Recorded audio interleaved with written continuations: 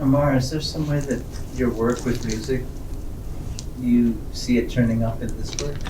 I actually have a lot of music that goes with these pieces, but because of the recording, I didn't want that to be an added layer thrown in there. And then the music that I do perform is very ambient, just kind of like the way I think of the video as being ambient and the sort of a surrounding. Yeah. And then every once in a while I feel a little disappointed that there isn't more musicality in the text, but I think that's because the musicality I like is so subtle that, I think there is musicality there, but it's just very subtle. Because I like long durations as far as music goes, like a lot of minimalism, so. Would you tell people a little bit about the music that you do? The music I do? Yeah. Well, with two collaborators I've been working with, for one since I was 12 and another for the past decade. We do ambient music that's site specific. We have a space in Chinatown in Los Angeles, and for example, one of the things that we do there is that it's a basement that's maybe about the size of this room. And we've made it so that there's no actual light in there for these specific events where we have people come and play in absolute darkness. And then people will come and sit, and then we turn off all the lights, and then we'll play in there.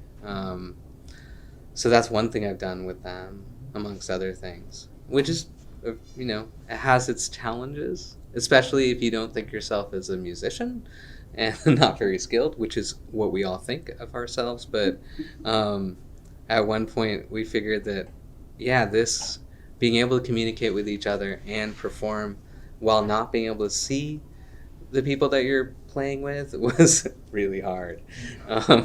Along with not being able to see the instrument that you were playing. It's also very hard. But since we always couch our experiments as experiments, so there's no shame, I guess. And then we have the lights turned off, so there's still even further no shame. You can see you turning red. Yeah. I've been to that space, right? Yeah.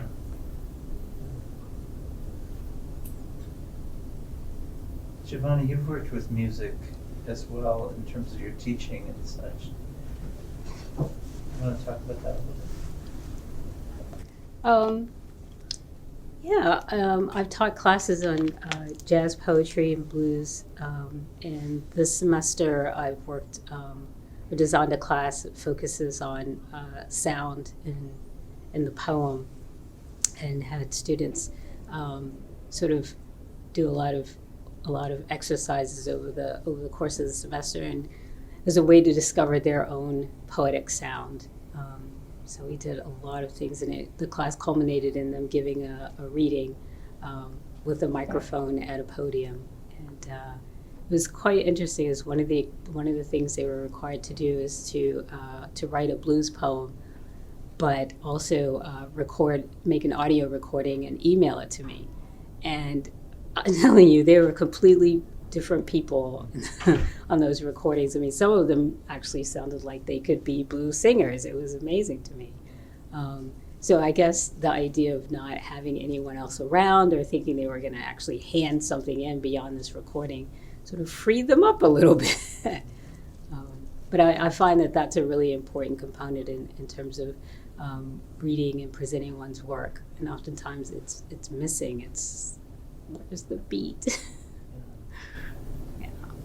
So. That's a great idea, to sort of, you both just were talking about sort of removing the audience in a way in terms of performance, in some sense, putting them in the dark or putting them at a distance, and that's an interesting idea in terms of thinking about audience, because we think so much about responsiveness and the responsibility of the audience and so forth, but what if that is muted in some way?